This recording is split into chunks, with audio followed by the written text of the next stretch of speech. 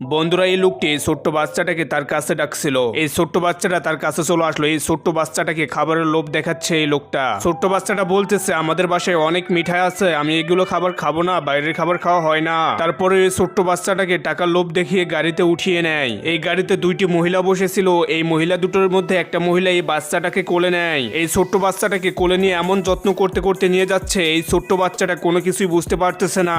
বন্ধুরা, তোমাদের যদি এই ছোট্ট বাচ্চাটাকে দেখে মায়া হয় তাহলে চ্যানেলটা সাবস্ক্রাইব, ভিডিওতে লাইক করে দাও। তারপরে এই ছোট্ট বাচ্চাটা বুদ্ধি খাটিয়ে বলে, আমি বাইরে যাব প্রস্রাব করতে। তো তারপরে এই কিডন্যাপারের টিম কোনো কিছু বুঝতে না পারে এই গাড়িটা আটকে দেয় এবং এই বাচ্চাটাকে প্রস্রাব করার জন্য ছেড়ে দেয়। এই বাচ্চাটা গাড়ি থেকে নেমেই এক দৌড় দিয়ে ফসলের মধ্য দিয়ে তার বাবার কাছে চলে আসে। তার বাবা মাঠে কাজ করছিল, আর এদিকে এই কিডন্যাপারের দল বাচ্চাটার জন্য এখানে ওয়েট করছিল। এই ছোট্ট বাচ্চাটা অবশেষে তার বাবার কাছে চলে আসে, সেই সমস্ত বিষয় খুলে বলে এবং তোমাদেরকেও সতর্ক করে দেয় অপরিচিত কারো গাড়িতে উঠবে না।